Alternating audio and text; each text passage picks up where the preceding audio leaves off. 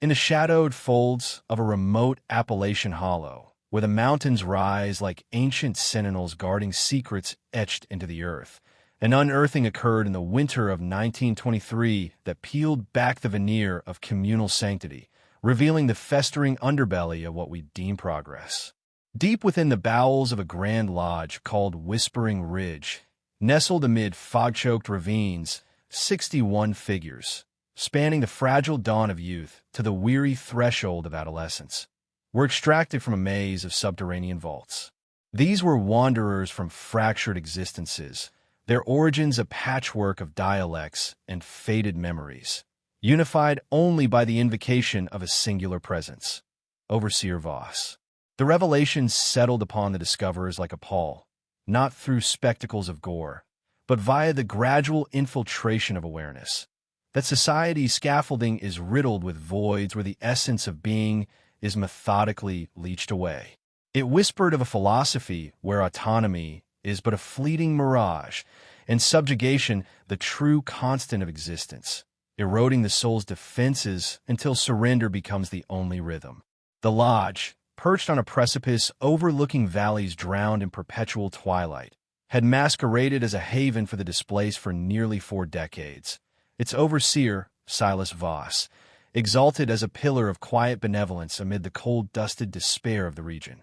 Yet, as the scrutiny deepened under the flicker of lantern flames, it crystallized that this benevolence was a facade for a deliberate unraveling, where the young were not nurtured but distilled into echoes, their vitalities siphoned to feed an insatiable mechanism of control.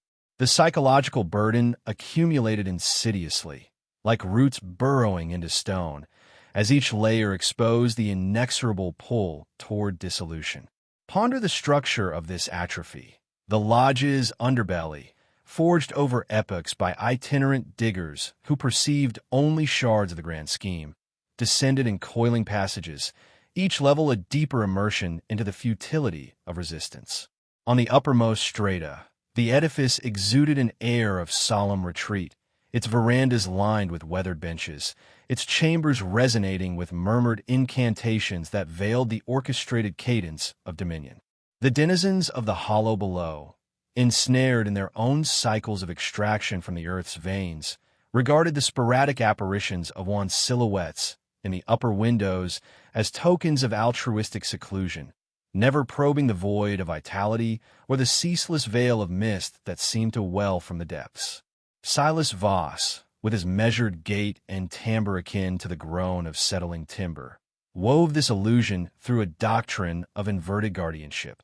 He proclaimed that genuine equilibrium resided in the forfeiture of self, molding each arrival into a filament within an unending tapestry of compliance.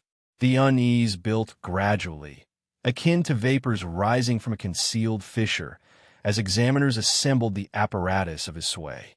Provisions materialized in the hush of midnight, crates of meager rations, files of numbing drafts, spools of coarse binding, excused as essential for the recalibration of wayward spirits. Village dispensers observed the peculiar demands for essences that clouded cognition, yet waved them aside as facets of his progressive ethos. The atmospheric compression intensified with every stratum disclosed. The captives were not simply confined but steeped in a paradigm where being equated to perpetual indebtedness to an obscured order. The veterans, their resolves warped by seasons of solitude, imposed Voss's decrees upon the initiates, forging a self-sustaining vortex of disloyalty that illuminated the existential insolvency of allegiance. What role, one might contemplate in the still vigils, does volition play in a realm apathetic to anguish? Voss's domain retorted with denial. None, for every trajectory converges on the identical disintegration. As the coil constricted, intimations surfaced of a lattice spanning the obscured arteries of authority, dispatches from far-flung enclaves, shrouded in aliases, bartering epistles on the acquisition of pristine vessels.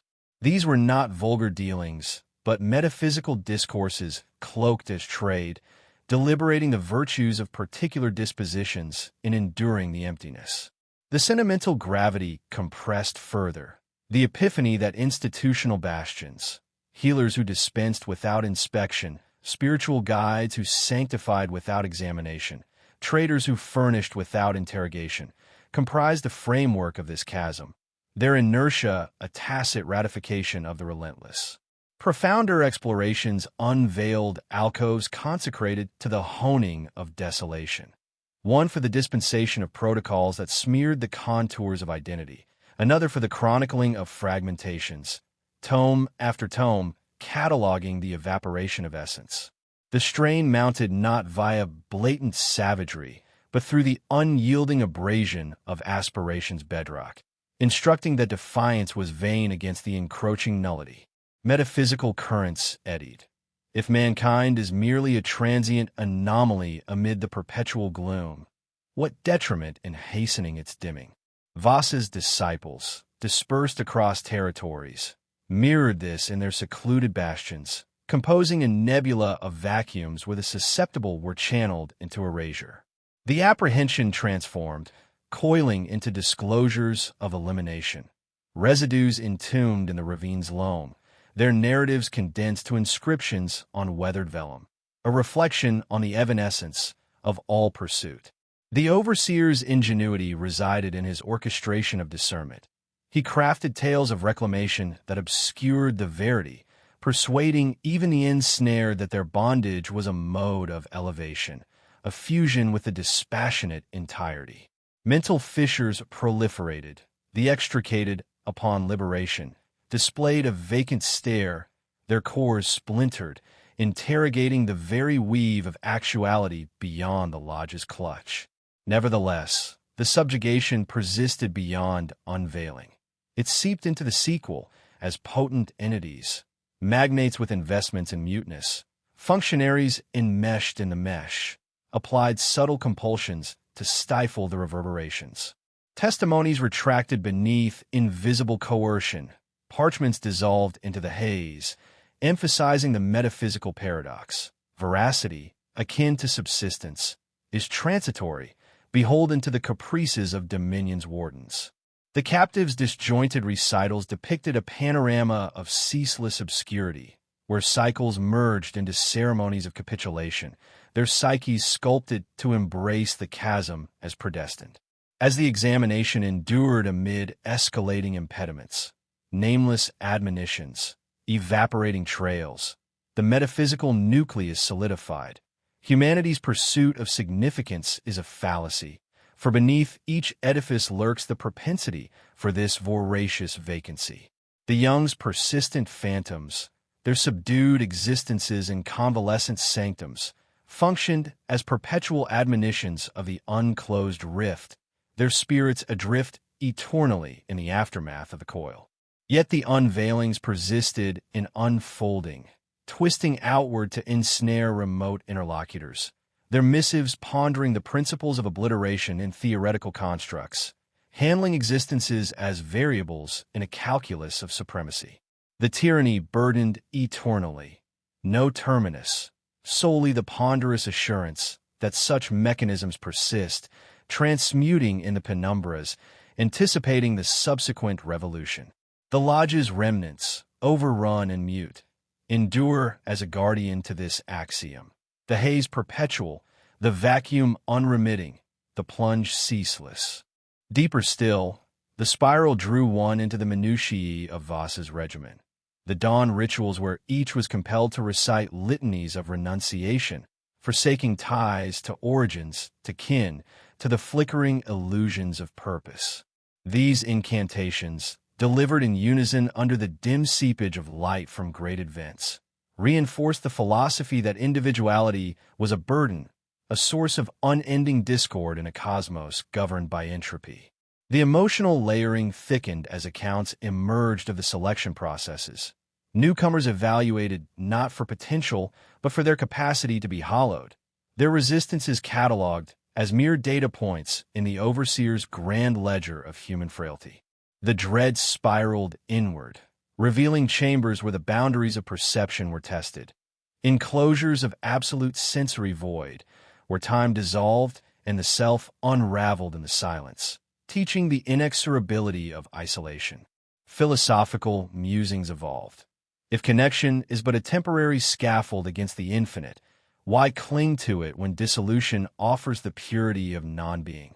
Voss's correspondence with kindred minds elaborated on this, sharing methodologies for accelerating the breakdown, exchanging anecdotes of particularly resilient subjects whose eventual capitulation affirmed the doctrine's universality. The pressure mounted through revelations of the procurement chains, tendrils extending into urban sprawls and rural desolations, where agents, disguised as benefactors or kin, lured the vulnerable with whispers of refuge, only to deliver them into the lodge's maw.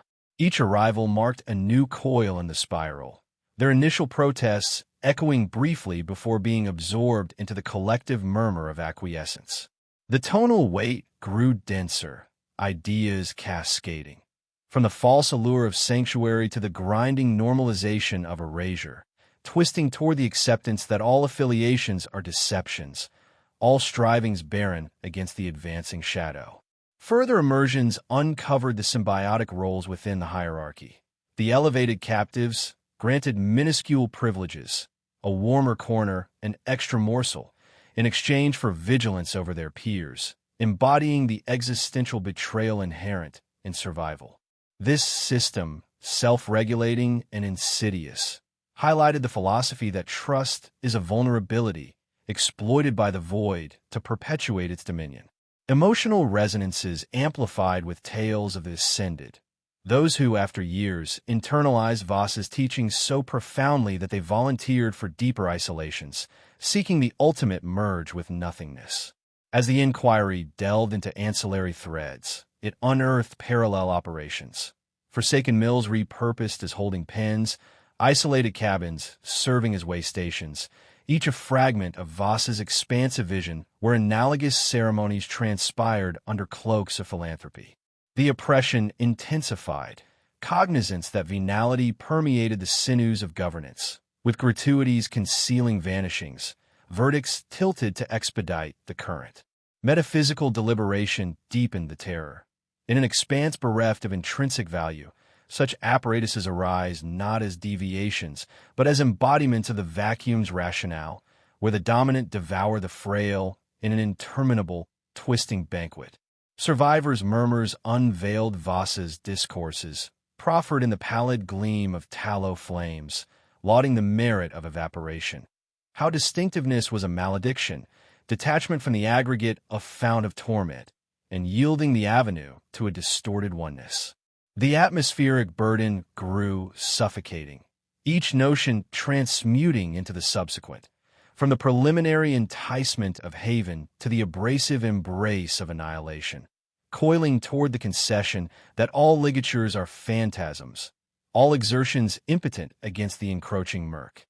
Additional descents exposed the pecuniary underflows, immense aggregates channeled through ostensibly valid veneers, bolstering the machinery while augmenting the designers. Yet currency was ancillary to the metaphysical quest. The trials with mortal boundaries, assaying the junctures where volition shatters, persona dissipates, and the anima yields to the gulf. Alcoves contained contrivances for perceptual deprivation, records delineating the advancement from recalcitrance to placidity, each annotation a rumination on the brittleness of existence. The coil constricted with exposures of coalitions among the exalted, erudites captivated by Voss's techniques, patrons pursuing revelations into mastery, all engaging in the ceremonial scrutiny of disintegration. Sentimental echo burgeoned, the awareness that such quests were not spawned of lunacy, but of frigid logic, perceiving subsistence as a tableau for subjugation. Apprehension saturated, transfiguring into an acknowledgement that civilization's tapestry is interlaced with strands of apathy, permitting such gulfs to endure unobserved. In the face of burgeoning barriers, cryptic cautions, dissolving clues, the metaphysical essence crystallized anew. Mankind's chase for import is a chimera, for under every construct resides the capability for this rapacious barrenness. The youth's enduring specters, their tempered presences in restorative havens, acted as timeless cues of the unsealed crevice, their essences forever afloat in the surge of the spiral. The disclosures, however, lingered in their unfolding, whirling outward to implicate aloof communicants, their epistles debating the morals of effacement in conceptual frames, managing lives as factors in an arithmetic of ascendancy.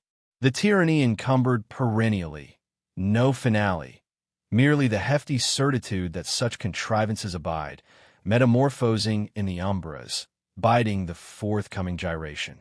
The lodge's debris, proliferated and voiceless, persists as a warden to this verity, the vapor unending, the emptiness unrelenting, the submersion everlasting. Yet the spiral beckoned further, into the intricacies of daily subversions. Nocturnal vigils where the confined were roused to confront mirrors of their own erosion, reciting affirmations of insignificance under Voss's watchful gaze. These sessions, punctuated by the distant howl of winds through the ravines, ingrained the tenet that memory was a chain, binding one to the illusion of continuity in a reality defined by rupture. The emotional strata deepened as narratives surfaced of the trials of severance. Rituals where bonds formed among the captives were deliberately fractured, demonstrating the philosophy's core. Attachment amplifies suffering, and isolation is the gateway to a cold equilibrium.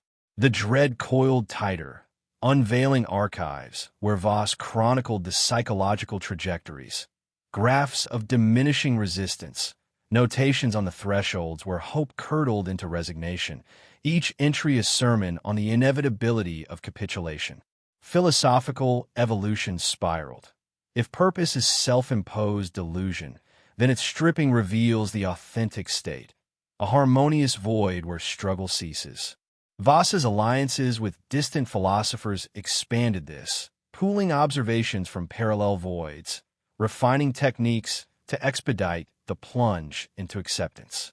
The strain escalated through exposures of the sustenance networks, pipelines from shadowed markets, where intermediaries, posing as reformers or relatives, ensnared the defenseless with murmurs of asylum, funneling them into the lodge's abyss. Each influx signified a fresh twist in the gyre, their preliminary outcries resounding fleetingly before assimilation into the unified drone of submission. The tonal ponderousness intensified, concepts cascading, from the deceptive charm of refuge to the erosive normalization of obliteration, whirling toward the admission that all connections are mirages, all labors futile against the advancing obscurity. Deeper still, the system revealed its adaptive layers. The privileged among the young bestowed trivial concessions, a softer palate, a spared ritual, in trade for oversight of their fellows, personifying the existential treachery woven into endurance. This apparatus, autonomous and cunning, underscored the doctrine that fidelity is a flaw, capitalized upon by the emptiness to sustain its rule. Sentimental vibrations heightened with accounts of the enlightened, those who, post-epochs, embodied Voss's precepts so utterly that they petitioned for profounder seclusions, pursuing the supreme amalgamation with nullity. As the scrutiny ventured into collateral filaments, it disinterred congruent undertakings, derelict quarries repurposed as confinement layers, remote grottos functioning as transit nodes, each a sliver of Voss's boundless conception where kindred observances unfolded beneath mantles of benevolence. The tyranny amplified, realization that corruption threaded the capillaries of sovereignty, with inducements veiling evaporations, decrees skewed to hasten the flux. Metaphysical contemplation intensified the horror. In a domain void of innate purport, such mechanisms manifest not as anomalies, but as incarnations of the vacuum's logic, where the potent ingest the tenuous in a ceaseless, gyrating repast. The extricated susurrations disclosed Voss's orations, tendered in the ashen radiance of ember glows, extolling the grace of vanishing. How uniqueness was an anathema, disjunction from the totality a wellspring of agony, and concession the conduit to a warped integrity. The atmospheric encumbrance grew asphyxiating, each precept morphing into the ensuing. from the initial bait of sanctuary to the abrasive adoption of annihilation, gyrating toward the yielding that all tethers are specters, all toils powerless against the encroaching gloom. Supplementary plunges bared the fiscal undertows, colossal sums routed through ostensibly licit facades, upholding the contrivance while enriching the artificers. Yet wealth was subordinate to the existential endeavor. The essays with corporeal confines, probing the interstices where resolve fractures, character vaporizes, and the spirit capitulates to the chasm. Recesses harbored implements for perceptual starvation, chronicles outlining the evolution from obstinacy to serenity, each inscription a meditation on the delicacy of being. The gyre narrowed with unveilings of confederacies amid the eminent, savants entranced by Vasa's stratagems, sponsors questing acumen into domination, all partaking in the liturgical inspection of disintegration. Emotional reverberation swelled, the cognizance that such chases were not birthed of derangement, but of glacial reason, beholding subsistence as a canvas for conquest. Dread inundated, metamorphosing into a cognizance that communities weave is braided with filaments of detachment, allowing such chasms to linger unseen. Amid the swelling obstructions, enigmatic alerts, fading indications, the existential pith recrystallized. Humanity's hunt for meaning is a phantasm, for beneath every framework lies the aptitude for this predatory desolation. The adolescents abiding wraiths, their moderated essences in recuperative enclaves, served as immortal signals of the unhealed schism, their psyches perpetually buoyant in the torrent of the gyre. The revelations, nonetheless, tarried in their unfurling, spiraling outward to entangle remote dialogists, their communiques disputing the ethics of eradication in abstract schemas, treating vitalities as elements in a computation of preeminence. The oppression burdened timelessly, no denouement, only the substantial conviction that such devices persevere, mutating in the shades, awaiting the impending rotation. The lodge's vestiges, overgrown and speechless, stand as a sentinel to this truth, the mist eternal, the void unyielding, the descent perpetual.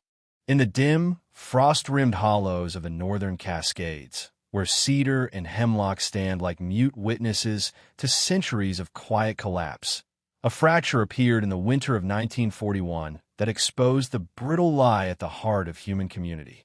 Beneath the sprawling, salt-bleached timbers of a place once called Havenhold, a retreat advertised in faded pamphlets as a sanctuary for the rootless and the orphaned. Investigators descended into a network of hand-hewn tunnels and bricked vaults containing 68 figures, their ages strung between the first fragile awakenings of memory and the brittle edge of young adulthood. These were not brothers or sisters, not the children of any single bloodline or nation. They spoke in fragments of half a dozen languages, carried the faint sense of different soils, and when they spoke at all, it was to murmur one name with the same exhausted reverence: Warden Crow. The discovery did not arrive in a single blaze of horror.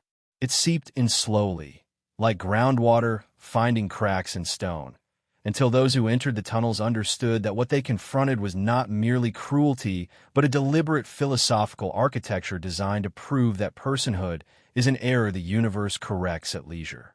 Havenhold had stood on its windswept ridge for almost 40 years, its steep gables and narrow windows presenting to the world below the image of austere charity.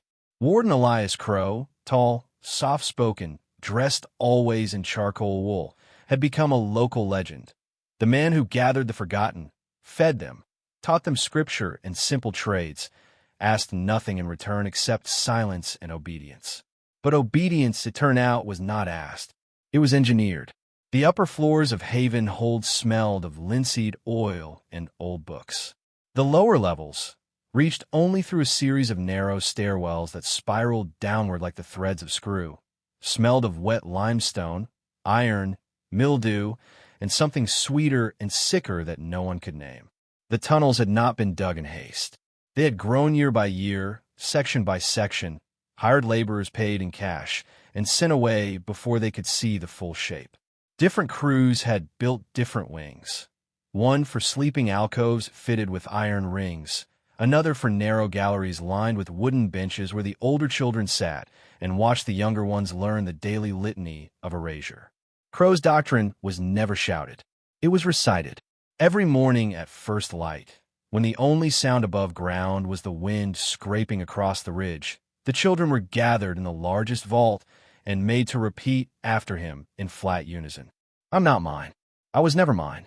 The world outside is illusion and hunger. Here is stillness. Here is enough.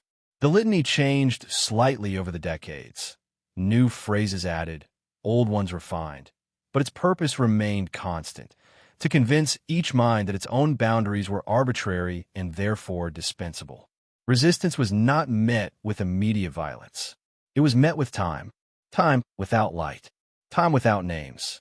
Time in which the only voice was Crow's, patient and reasonable, explaining that the ache of separation was self-inflicted, that the desire to be seen was vanity, that true peace arrived only when the self agreed to stop insisting it existed. The psychological pressure was exquisite in its patience. New arrivals were never beaten on the first night. They were fed. They were bathed.